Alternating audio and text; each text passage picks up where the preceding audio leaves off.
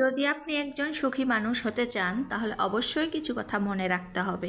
কারণ জীবনে না সব কিছু পাওয়া যায় সহজে, কিন্তু সুখ এমন একটা জিনিস যে সুখটা মানুষ সহজে কিন্তু পায় না। সেই জন্য কয়েকটি কথা অবশ্যই মনে রাখা আমাদের উচিত। এক নাম্বার হচ্ছে কথা কম বলবেন। অবশ্যই আপনি মানুষের সঙ্গে কম কথা বলতে যাবেন।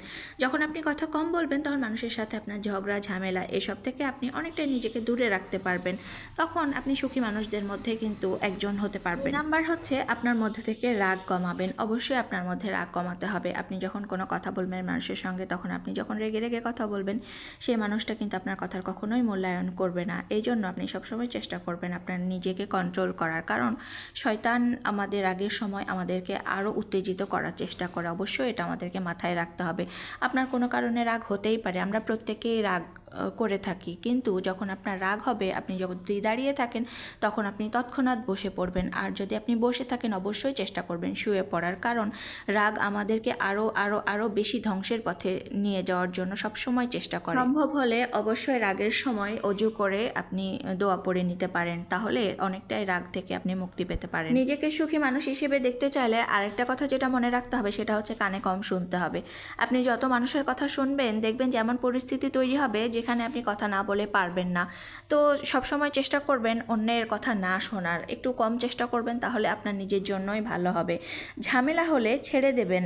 কোনো কারোর সঙ্গে ঝামেলা হলে অবশ্যই চেষ্টা করবেন আপনি তাকে ক্ষমা করে দেওয়ার। ক্ষমা হচ্ছে মহৎ একটা গুণ। আমাদের মধ্যে এরকম ক্ষমা করার প্রবণতা যদি আমরা নিজেরা তৈরি করতে পারি তাহলে অবশ্যই আমরা জীবনে সুখী হতে পারবো। 4 নাম্বার হচ্ছে অবশ্যই আপনাকে যদি কেউ অপমান করে কথা বলার চেষ্টা করে তাহলে আপনি তার প্রতিবাদ না করে হেসে উত্তর দিয়ে চলে আসবেন, এড়িয়ে চলার চেষ্টা করবেন। দেখবেন যে প্রকৃতপক্ষে জিতে গেছেন। শুধুমাত্র কোনো অপমানমূলক কথার উত্তর দেওয়া মানেই যে আমি হেরে যাচ্ছি সেটা কিন্তু না। মানুষকে আপন কম ভাবার চেষ্টা করবেন। আপনি যত মানুষকে আপন ভাবতে যাবেন ততই সেই মানুষগুলো আপনাকে অনেক যত্ন করে কষ্ট দিতে আসবে। সেই জন্য যত মানুষকে কম আপন ভাববেন ততই কিন্তু আপনার জন্যই মঙ্গলজনক।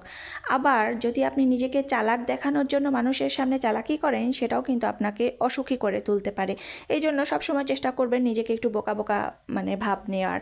তাহলে অবশ্যই আপনি ভালো থাকবেন, মানুষের কাছে আপনি নিজের পরিচিতি ভালো মানুষ হিসেবে তুলে ধরতে পারবেন। অবশ্যই যদি ভালো লেগে থাকে আমার কথাগুলো, আমার পেজের পাশে থাকবেন, লাইক কমেন্ট শেয়ার করে অবশ্যই বোনটার পাশে থাকবেন।